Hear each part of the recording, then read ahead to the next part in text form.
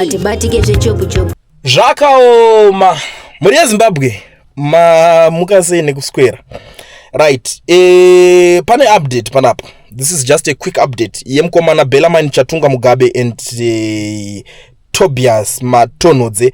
Vakomana ava vari kunzi they will face new charges today when they return to the Alexandra Magistrates Court. Chatunga and his co-accused are already facing charges of attempted murder, defeating the ends of justice and unlawful possession of a firearm. Prosecutors have now added 2 more charges, pointing a firearm and breaking the Immigration Act. Zato dzimwe nyaya dziri kutoiswa pamusoro panyaya dzana Chatunga Mugabe. So guys, kare muchingoziva kuti chichi chaitika mwana wevhazo D zvakakosha, is very important. Ndichava ndichikuzivisai kuti vanenge vazonzi chii mukoti macho mavapinda izvezvi. So anditi saka ndangoti ndikurwa skillful kuchiri kuseni nguva dzichiripo kudai. So ndikuzivisai kuti vakomana vachadzokera mumatare edzimhosva, asi kudzokera kwavari kuita mumatare edzimhosva vari kusvika vakagaririrwa nedzimwe dzimhosva. Chatunga Mugabe ari kunzi anga akapinda munyika asina mapepa, akadhindwa, passport anayo toziziya asi inenge isina kumbobvumirwa kuti ipinde munyika.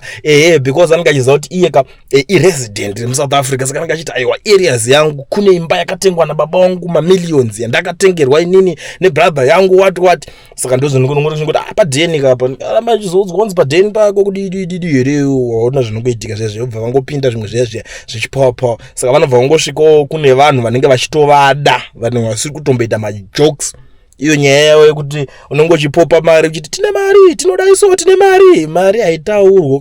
Ukaita mari, isa mari muhomwe, usaise mari pamuromo, because ukaisa mari pamuromo munhu wese unenge uchiudza zvemari izvozvo achada kudyawo newe. Ndo situation ndechidzidzo chiri panapa amadzadiwa. Saka situation yevakomana ava ndichazokuudzai kuti zvichange zvakamira sei. Unokuona kuti komana iri nyaya yekuti pakanhingirirwa munhu here kana kuti chi macharges acho ari kuramba achiwanda, pari kuramba pachingovhetwa. And the bad thing is amai vacho, amai Grace Mugabe, havasi kukwanisa kunge vachipinda muSouth Africa macho muno. Ito rimwe problem iyoyo nekuda kwechikonzero chekumusikana kanzi Gabriela what Angela what kamusikana kake zita rako kavakarova chigore riya paya vauya kachinzi kakari kudanana nezvikoma nezvizvi. Havasi kukwanisa kunge vachipinda muSouth Africa kuti vanoona mwana wavo achitongwa nekuda kwenyaya idzodzo, because vanga vakatosiyirwa vatoiswa warrant of arrest. Saka mai Mugabe havasi kukwanisa kuzoona mwana achitongwa. Ameno mwana anogona kupiwa kana makore akawanda ari mumujeri, asi amai vachangoramba vakungonzwa kuti mwana wangu